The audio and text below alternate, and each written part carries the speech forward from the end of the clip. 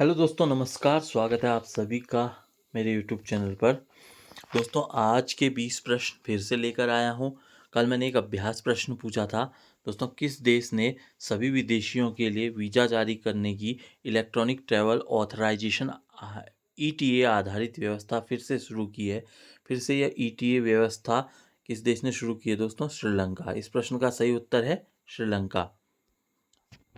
आज का पहला प्रश्न है, उत्तराखंड की धरती पर आंदोलन की शुरुआत करने का श्रेय जाता है?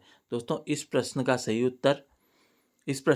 उत्तर है ऑप्शन ए, प्रयाग दत्त पंत, जो पिथौरागढ़ के निवासी हैं। दोस्तों, उनके द्वारा उत्तराखंड की धरती पर आंदोलन की शुरुआत की गई थी। प्रश्न संख्या 2 है, कुंवर सिंह नेगी को गढ़वाल का हातिम ताई किसने कहा था? दोस्तों, क्या हो सकता है इसका उत्तर? इस प्रश्न का उत्तर है barrister Mukundilal, option D. Option D दोस्तों याद कर लेंगे, नोट भी कर लीजिए दोस्तों। कुंवर सिंह नेगी को गढ़वाल का हातिम ताई बैरिस्टर मुकुंदीलाल ने कहा था। अगला प्रश्न है, हिंदी आशुलिपि में डॉक्टरेट की उपाधि लेने वाले पहले भारतीय थे जिनका संबंध अल्मोड़ा से था? दोस्तों, ऐसे कौन से व्यक्ति थे जो अल्मोड़ा से संबंधित थे और हिंदी आशुलिपि में डॉक्टरेट की उपाधि लेने वाले पहले भारतीय थे? दोस्तों, इस प्रश्न का सही उत्तर ऑप्शन ए, गोपाल दत्त बिष्ट। अगला प्रश्न है, प्रेमी पथिक नामक गीति काव्य गढ़वाली भाषा में किसने रचित किया? दोस्तों, इस प्रश्न का सही उत्तर है ऑप्शन बी, तोता कृष्ण गैरोला जी ने प्रेमी पथिक नामक गीति काव्य गढ़वाली भाषा में रचित किया। अगला प्रश्न है, मिनी कॉर्बेट किसे कहा जाता है? दोस्तों, इस प्रश्न का सही उत्तर है ऑप्शन सी, ठाकुर दत्त जोशी। अगला प्रश्न है, पहले मैं सन्नाटा बुनता हूँ, सॉरी दोस्तों यहाँ पर लिखने में थोड़ी मिस्टेक होगी, इसको पहले मैं सन्नाटा बुनता हूँ किसकी पंक्ति है? दोस्तों, इस प्रश्न का सही उत्तर ऑप्शन ए, अज्ञेय जी द्वारा यह पंक्ति कही गई है। अगला प्रश्न है, काव्यालंकार के रचयिता हैं? दोस्तों, इस प्रश्न का सही उत्तर है ऑप्शन ए, भरत जो हैं काव्यालंकार के रचयिता हैं। अगला प्रश्न है, निम्नलिखित में से कौन भारोपीय परिवार की भाषा नहीं है? दोस्तों, नहीं पूछ रहा है भारोपीय परिवार में कौन सी भाषा नहीं आती है, तो आपका उत्तर ऑप्शन सी, मलयालम होगा। अगला प्रश्न है, वाटर जेट तकनीक का उपयोग किया जाता है? दोस्तों, वाटर जेट तकनीक का उपयोग खदानों के वेधन में किया जाता है। ऑप्शन बी इस प्रश्न का सही उत्तर है। अगला प्रश्न है, वर्ष 2001 में ब्रिक्स शब्द को किसने गढ़ा था? दोस्तों, इस प्रश्न का सही उत्तर है ऑप्शन ए, जिम ओनील ने ब्रिक्स शब्द को गढ़ा था। अगला प्रश्न है, किसके शासनकाल में भारत में उदारीकरण के प्रथम चरण को आरंभ किया गया? दोस्तों, इस प्रश्न का सही उत्तर ऑप्शन बी, पी.वी. नरसिम्हा राव। अगला प्रश्न है, निम्नलिखित में से किस विद्वान ने स्वतंत्रता के प्रारंभिक वर्षों की भारत की दलीय व्यवस्था का एक दलीय प्रभुत्वशाली व्यवस्था के रूप में वर्णन किया? दोस्तों, इस प्रश्न का सही उत्तर है ऑप्शन बी, रजनी कोठारी जी ने एक दलीय प्रभुत्वशाली व्यवस्था के रूप में भारत की दलीय व्यवस्था का वर्णन किया है।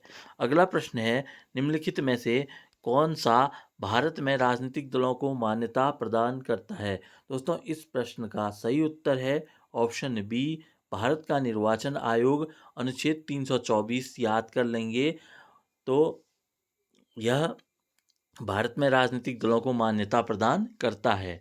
अगला प्रश्न है, निम्नलिखित में से किस समिति आयोग ने न्याय पंचायत के गठन की सिफारिश की है? दोस्तों, इस प्रश्न का सही उत्तर ऑप्शन बी, अशोक मेहता समिति ने न्याय पंचायत के गठन की सिफारिश की थी। अगला प्रश्न है, पंचायत राज व्यवस्था का निम्नलिखित में से किसमें उल्लेख है? दोस्तों, ऑप्शन बी इस प्रश्न का सही उत्तर है, राज्य सूची में पंचायत राज व्यवस्था का उल्लेख किया गया है। अगला प्रश्न है, निम्नलिखित में से कौन सा कार्य स्थानीय स्वशासन से संबंधित नहीं है? दोस्तों, इनमें से लोक व्यवस्था का अनुरक्षण करना स्थानीय स्वशासन से संबंधित नहीं है। बाकी जन स्वास्थ्य, स्वच्छता का प्रबंध, जनोपयोगी सेवाएं, ये सब स्थानीय स्वशासन से संबंधित सेवाएं हैं। अगला प्रश्न है, निम्नलिखित अनुच्छेदों में से कौन सा अनुच्छेद पंचायत में अनुसूचित जातियों, अनुसूचित जनजातियों के लिए सीटों का आरक्षण प्रदान करता है? Option A 243 D. दोस्तों याद कर लेंगे, यह पंचायत में अनुसूचित जातियों, अनुसूचित जनजातियों के लिए सीटों का आरक्षण प्रदान करता है। अगला प्रश्न है, सेवा के अधिकार की अवधारणा प्रारंभ हुई। दोस्तों इस प्रश्न का सही उत्तर है ऑप्शन सी, ग्रेट ब्रिटेन में सेवा के अधिकार की अवधारणा प्रारंभ हुई थी। अगला प्रश्न है, राष्ट्रीय कृषि बीमा योजना भारत में किस वर्ष प्रारंभ हुई थी? दोस्तों इस प्रश्न का सही उत्तर है 1998-99 में राष्ट्रीय कृषि बीमा योजना भारत में प्रारंभ की गई। भारत में राष्ट्रीय आय की गणना की समस्याओं में से एक है। दोस्तों इस प्रश्न का सही उत्तर है ऑप्शन डी, गैर मौद्रिकित उपभोग जो है राष्ट्रीय आय की गणनाओं की समस्याओं में से एक है। अगला प्रश्न है अभ्यास प्रश्न आज का। दोस्तों इसका उत्तर आप कमेंट बॉक्स में ज़रूर दीजिएगा। यह प्रश्न है, भारत ने ग्लोबल इनोवेशन इंडेक्स GII 2024 में कौन सा स्थान हासिल किया? ऑप्शन ए है 31वां, ऑप्शन बी 35वां, ऑप्शन सी 39वां, ऑप्शन डी 43वां।